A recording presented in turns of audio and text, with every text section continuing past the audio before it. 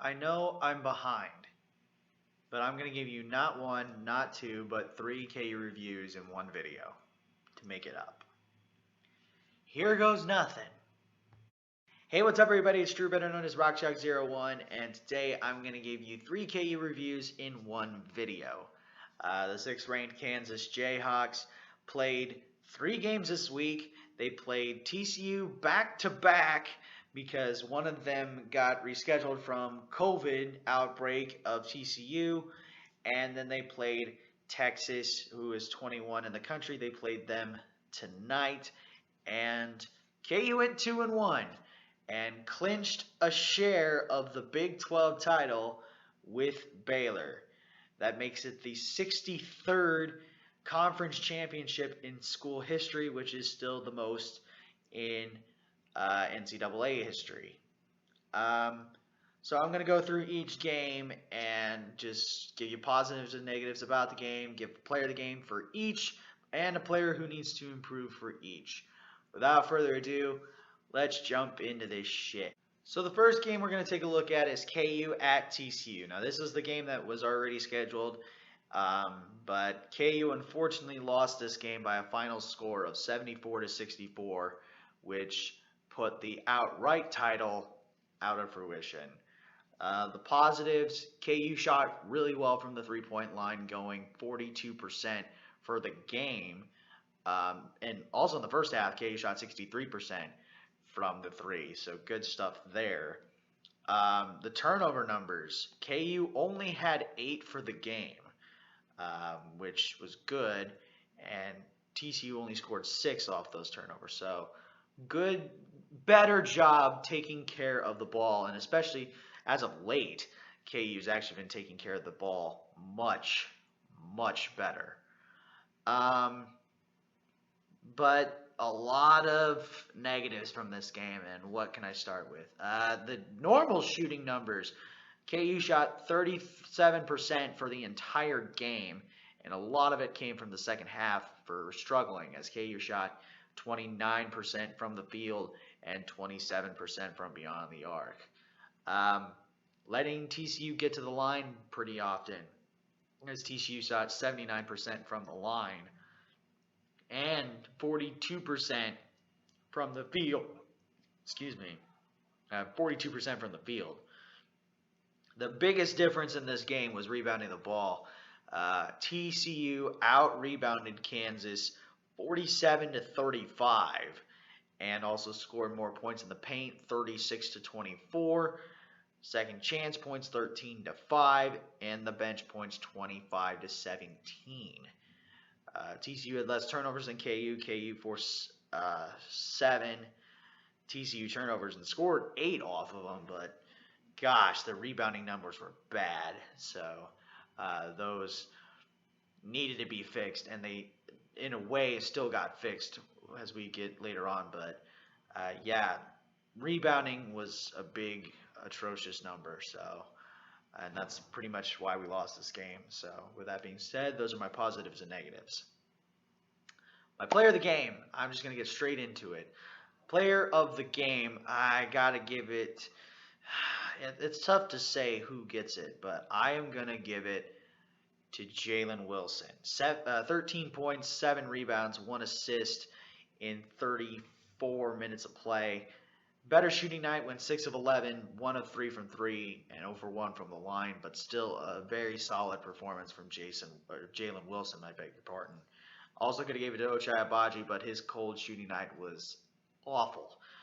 He still finished with 13 points, 8 rebounds, 1 assist, and a steal, and 2 blocks in 37 minutes, but 4 of 17 from the field, including 3 of 8 from beyond the arc. So Jalen Wilson is going to be my player of the game. Player who needs to improve. I got to give it to Christian Braun. 10 points, 5 rebounds, 1 assist, and a turnover in 33 minutes of play. Another cold shooting night. However, he did make his threes. He still went 4 of 11, especially a lot of bunnies he missed down low. He went 4 of 11 and 2 for 2 from 3. So, unfortunately, that has to happen. But Could have gave it to anybody else in this situation. I mean, Dwan Harris would be the biggest one, but 7 assists and 2 block attempts, or assists in a way, really kind of set the tone, as he was not going to be a scorer in this game. So I didn't want to give it to him.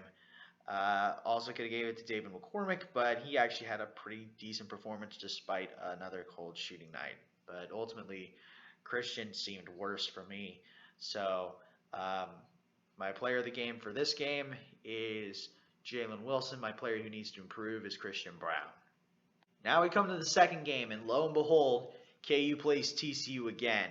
This was a rescheduled game as it was originally scheduled for New Year's Day, but TCU had COVID problems, and then it got moved to March the 3rd. So this game's at Allen Fieldhouse, and lo and behold, KU won this one 72-68, a lot closer than the last meeting. So KU ends up splitting with the Frogs, and the lucky number to win the Big 12 is now down to 1.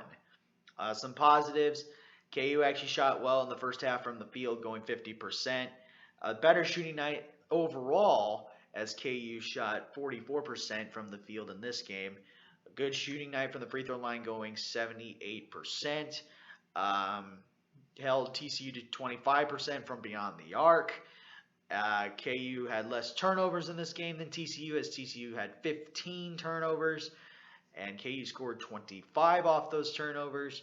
And despite having 11 turnovers in this game, KU only allowed TCU to score 6 points from those turnovers. Second chance points were in favor of the Hawks, 13-9, and also fast break points were in favor of KU, 9-6. So a lot more positives, but still there was negatives. KU was outshot in this game, as TCU shot 47% and 91% from the line. KU had another cold shooting night from beyond the arc, going 32%. KU got out-rebounded again, 33-30, and was outplayed in the paint again, 36-34. So a lot of things went wrong, but thank God KU got this win in crunch time. As Christian Brown was my player who needs to improve in the last game, he's my player of the game in this one. 12 points, 6 rebounds, 1 assist, and a steal in 35 minutes of play. Went perfect from the field, 4 for 4 and 2 for 2 from beyond the arc, but 2 of 4 from the free throw line doesn't really take it away. So a good performance from Christian. Could have gave it to Ochai Agbaji, but his cold shooting night was there. But he still finished with 22 points, 1 rebound, 1 assist, and a steal and a block. But 4 turnovers really cost him in this one for my player of the game. Also could have gave it to Dwan Harris, 11 points, 1 rebound, 3 assists, 2 steals, and a block in 34 minutes of play as well. So another good performance from Dwan. Player who needs to improve, I am going to give it to Joseph Yesufu. 3 points, 1 assist in 12 minutes. The only reason why I'm saying it's Joe is because he had a cold shooting night.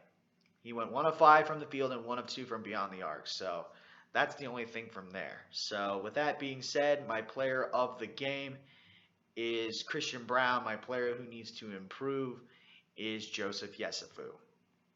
Then we head to today, or Saturday, depending on where you're watching this. The 6th ranked Jayhawks, 21st ranked Longhorns, Allen Fieldhouse, senior night, 38-game winning streak on senior night on the line, and Big 12 implications could be at risk. And we needed overtime to figure out a winner, and lo and behold, KU came up with a victory by a final score of 70-63. Excuse me. Let's just get right into it. Positives. KU from the free throw line was a lot better than Texas. KU shot 78% for the game. Texas shot 68% for the game. But the key was overtime. KU got better from the free throw line as KU shot 90% from the line in overtime, which means Like, without those free throws, KU would have lost this game by 2. So, greatness there. Um, Turnovers. We actually won the battle with turnovers as Texas had 15. KU scored 13 off of them, but KU still had 11, and Texas scored off 11. So, a lot of differences there. But the things that we didn't do against TCU, we backed it up against Texas. Points in the paint. KU had 24, Texas had 16. Bench points, 37-13 in favor of the Hawks. 5-0 on fast break points. And the biggest thing that was a win for KU was 49-42, winning the rebounding battle. That's what we needed to do. That's what kind of gave KU this victory in this game, was rebounding the ball. So those are the positives. The negatives was KU shooting night. Oh my gosh, we were awful. 31% from the field, 35% from 3. We just could not buy a dang bucket at all. Anytime it was a weird trend because KU would get recently close or something like that because they were down at points. I think they were down maybe 5 or 6, but KU would cut it to 2, and then get a stop and grab a rebound, and we would just go either drive the lane or kick it out for 3, and then spin around, or it would rim off and all that stuff, and it just would not fall. So a lot of things went wrong with that. The second chance points also was in favor of Texas, going 12-11, but mostly it was KU shooting, so that was the big negative there. But overall, it was a mostly positive game. So with that being said, those are the positives and negatives of this game. The player of the game in this game, it's the senior, David McCormick. Thank God he went off. 22 points, 10 rebounds, 1 assist, 1 steal, and a huge block down the stretch in 36 minutes of play. A 6 of 13 shooting night, but the biggest difference was David went to the line and came in clutch, not missing a single free throw in this game, going 10 for 10 from the line in his final game at Allen Fieldhouse. So, also could have gave it to Jalen Wilson, 17 points, 13 rebounds, 2 steals and 2 blocks in 37 minutes of play. But it was a 5 of 9. He didn't make all of his free throws as well. 5 of 9 from the field, 2 of 5 from 3, 5 for 6 from the free throw line. Also could have gave it to Christian Brown, but he had a cold shooting night. But still, 13 points, 11 rebounds, 1 assist, 1 steal, 1 block in 37 minutes. A cold shooting night and 4 turnovers really hurt him. But I got to give it to the senior, David McCormick. Player who needs to improve, Ochai Agbaji. Ouch. This was tough to watch. His first game this entire season where he did not score in double figures besides the game he didn't play. 8 points, 6 rebounds, 2 assists, 2 steals in 39 minutes of play. Terrible shooting night. He was saved by free throws. He went 1 of 11 from the field, 0 for 5 from 3, and 6 of 8 from the free throw line. There's nothing that I can say about this. This was Ochai's worst game. So, that's it for that. So with that being said, my player of the game is David McCormick. Player who needs to improve, Ochai Agbaji. And that's going to do it for my reviews of KU versus TCU, KU versus TCU, and KU versus Texas. Again, the final scores for Game 1, TCU 74, Kansas 64. Game 2, Kansas 72, TCU 68. And Game 3, Kansas 70, Texas 63. Leave a like, comment, share, and subscribe. Push that notification bell. Tell your friends about these videos. And I should see you again for the next review, hopefully for the tournament, which is the Big 12 tournament. But I don't know if that will happen or not. So, because I will be in Florida for spring break. So, probably won't be seeing a lot of Big 12 basketball in the next couple days. But if I do get it out, I'll get it out and let you guys know. But until then, have a good day. Never ever bring exotic dancers to the field house. I'll catch you on the flip side. Peace.